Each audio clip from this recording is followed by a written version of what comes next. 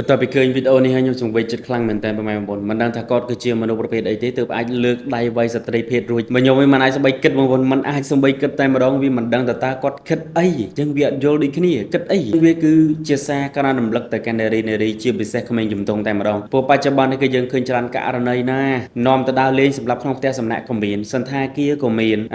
ឬក៏យកលក្ខណៈប្តីចិនសង្សារចិនបញ្ហាញាត់បលីក៏ថាបាននេះគឺជាបញ្ហាមួយដែលកើតឡើងស្ទើរតែគ្រប់ទិសទីបាត់ទៅហើយបច្ចុប្បន្ននេះគឺ viral ទៀតបងប្អូនហើយមកវីដេអូនេះទៀតគឺកាន់តែខ្លោចចិត្តគឺជាខ្មែរអញ្ចឹងបញ្ជាក់មកវិញគឺមានន័យអប់រំពីរនៅក្នុងទីនេះទី1ប្រទេសណាក៏ចេះខូចដែរបរិះណាក៏ចេះខូចគឺមានទាំងល្អមានទាំងអាក្រក់មានទាំងខ្មៅមានទាំងសដូចគ្នាបច្ចុប្បន្ននេះមិនមែនចិនទេគឺកូនខ្មែរតែម្ដងអញ្ចឹងណាបងប្អូននេះមិនមែនមកការពារចិននេះអត់ទេ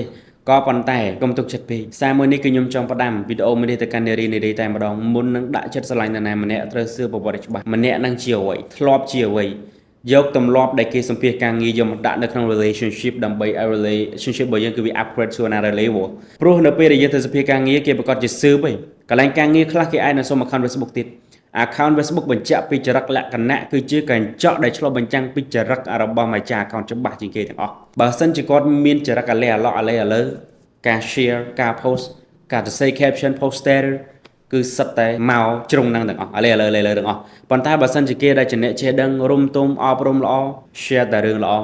post តែរឿងល្អតែសេតែរឿងល្អមិនឌៀមដាមគ្នាជាបចោគ្នាបើ Facebook ទេអញ្ចឹងបងប្អូនណា